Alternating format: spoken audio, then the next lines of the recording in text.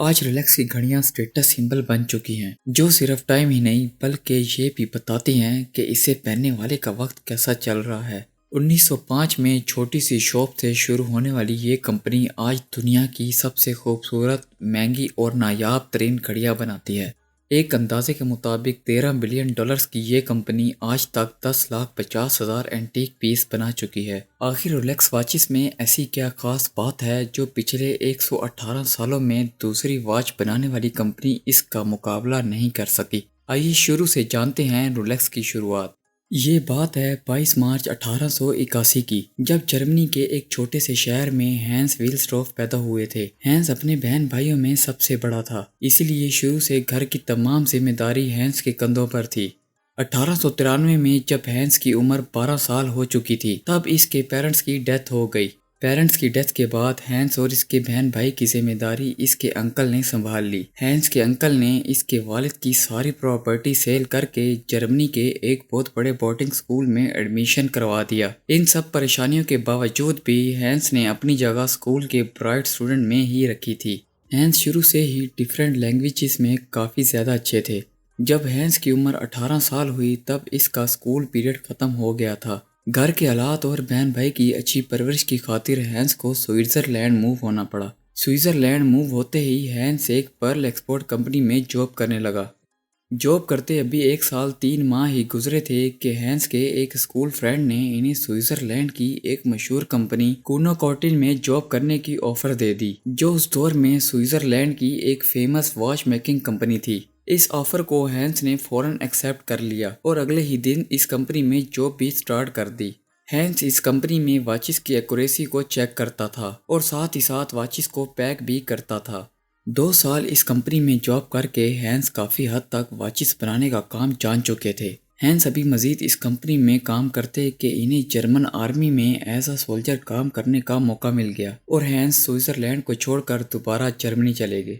کچھ ماہ آرمی میں گزارنے کے بعد 24 سال کی عمر میں ہینس دوبارہ لندن چلے گئے اور واچ بنانے والی ایک کمپنی میں سیل مینیجر کی جاب کرنے لگ گئے۔ اس کمپنی میں صرف 2 سالوں میں ہی ہینس نے کمپنی کے ساتھ کئی کلائنٹس جوڑ دیے اور کمپنی کے بزنس کو اچھا خاصا بڑھا دیا۔ کمپنی ہینس کے کام سے کافی خوش تھی اور ہینس اچھی خاصی سیلری بھی لے رہے تھے۔ اسی دوران ہینس نے فلورنس فرانس میں کروٹی سے شادی بھی کر لی، جو اسی کے ساتھ اس کمپنی میں جاب کرتی تھی۔ سب کچھ ٹھیک ٹھاک چل رہا تھا اور ہینس واچز بنانے کی بریکیوں کو اچھی طرح سمجھ چکے تھے۔ اب باری تھی کچھ بڑا کرنے کی۔ 1905 میں ہینس نے اپنے برادر ان لا الفریڈ ڈیوس کی مدد سے ویلسٹروف اینڈ ڈیوس لمیٹڈ کے نام سے ایک واچ بنانے والی کمپنی سٹارٹ کی۔ شروع میں ہینس واچز کے پارٹ سوئٹزرلینڈ سے امپورٹ کر کے انگلینڈ میں اسمبل کیا کرتے تھے۔ بزنس بڑی تیزی سے آگے بڑھتا جا رہا تھا، لیکن ایک بات انہیں ہمیشہ پریشان کرتی رہتی تھی۔ ان دنوں زیادہ تر لوگ پاکٹ واچز یوز کیا کرتے تھے۔ رسٹ واچ صرف لیڈیز یوز کرتی تھی اور وہ بھی صرف جیولری کی طرح، کیونکہ رسٹ واچ سائز میں چھوٹے ہوتے تھے اور چھوٹے پارٹس کی وجہ سے یوزفل نہیں تھے، اس لیے رسٹ واچ کبھی فاسٹ اور کبھی سلو ہو جاتی تھی۔ لیکن ہینس کو پاکٹ واچز کافی برے لگتے تھے، کیونکہ پاکٹ واچز سائز میں کافی بڑے ہوتے تھے اور بار بار پاکٹ سے نکالنے پڑتے تھے۔ ہینس کے دماغ میں ایک آئیڈیا آیا کہ کیوں نہ ایک ایسی ریلائبل رسٹ واچ بنائی جائے جو چھوٹے سائز کے ہونے کے باوجود بھی ایکوریٹ ٹائم بتائے۔ 2 سال کڑی محنت کرنے کے بعد آخر ہینس اپنے مقصد میں کامیاب ہو گئے اور 1908 تک لوگ ان کی رسٹ واچز کو کافی پسند کرنے لگے اور ان کی رسٹ واچز انگلینڈ کے ٹاپ برانڈ میں سے ایک بن گئی۔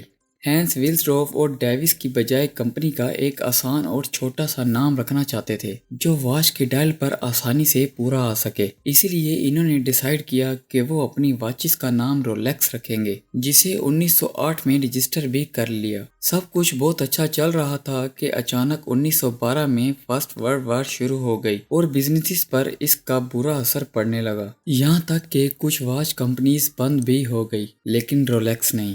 یہ وہ دور تھا جس میں رولیکس واچ اور زیادہ فیمس ہونے لگی، کیونکہ ایکوریٹ ٹائم اور ہر سچویشن میں کام کرنے کی کوالٹی کی وجہ سے فوجیوں کو رولیکس واچ دیا جاتا تھا۔ اور رولیکس واچ کا فائدہ یہ بھی تھا کہ اسے پاکٹ واچ کی طرح بار بار پاکٹ سے نکالنا نہیں پڑتا تھا۔ اس کے بعد رولیکس کی قسمت اتنی زیادہ چمکی کہ 1914 میں ہینس نے لندن میں رولیکس کا ایک بڑا آفس اوپن کر کے 60 لوگوں کو اپوائنٹ کر لیا۔ ابھی اپوائنٹ کیا ہی تھا کہ 1914 میں برٹش گورنمنٹ نے 33% ایکسپورٹ ڈیوٹی لگا دیا جو دوسری کنٹریز کو بھیجے جا رہے تھے۔ یہ ہینس کے لیے کافی بڑی پرابلم تھی کیونکہ اس کا زیادہ تر بزنس ایکسپورٹ کے ذریعے ہی ہوتا تھا، اور دوسری وجہ یہ تھی کہ ورلڈ وار کی وجہ سے برٹش لوگ جرمنز کو پسند نہیں کر رہے تھے۔ اسی وجہ سے ہینس کو اپنا ہیڈ کوارٹر لندن سے سوئٹزرلینڈ شفٹ کرنا پڑا، جہاں آج بھی جنیوا میں رولیکس کا ہیڈ کوارٹر موجود ہے۔ اس کے بعد ہینس نے کچھ اور بہترین مارکیٹنگ اسٹریٹجی کے ذریعے رولیکس کا مارکیٹنگ میں ایک ہائپ کریٹ کیا۔ 1928 میں فیمس برٹش ماڈل ایولین لوئے سے رولیکس کا پروموشن کروایا اور سارے ڈیلرز کی شاپ پر رولیکس کو پانی کے ایک بڑے باؤل میں رکھا گیا۔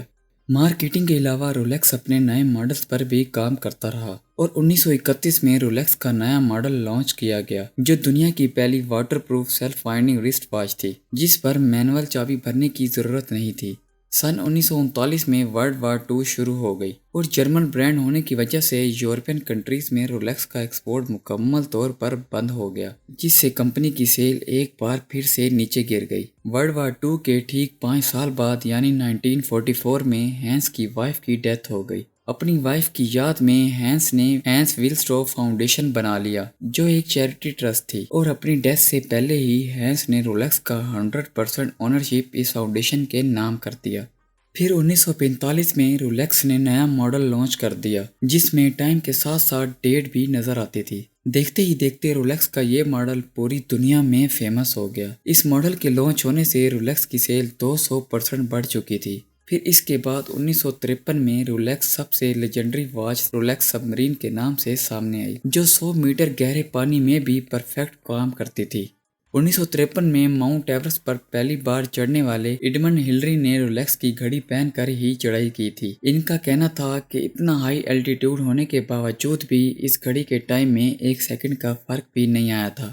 دوستو 6 جولائی 1960 میں ہینس ویلسٹروف کی ڈیتھ کے بعد رولیکس اپنے آپ کو ایک لگژری برانڈ کی طرح چلانے لگی اور ہائی سوسائٹی لوگوں پر ہی فوکس کرنے لگی۔ آج رولیکس اپنے واچز میں دنیا کا سب سے مہنگا سٹیل یوز کرتا ہے۔ رولیکس کی خاص بات یہ ہے کہ اس گھڑی کو ٹوٹل ہاتھ سے ہی بنایا جاتا ہے، اسی وجہ سے رولیکس کمپنی ہر روز صرف 2000 گھڑیاں ہی بنا پاتی ہے۔ امید ہے آپ کو ہماری آج کی یہ ویڈیو بے حد پسند آئے گی۔ ویڈیو کو آخر تک دیکھنے کے لیے بے حد شکریہ۔ ملتے ہیں اگلی شاندار ویڈیو میں۔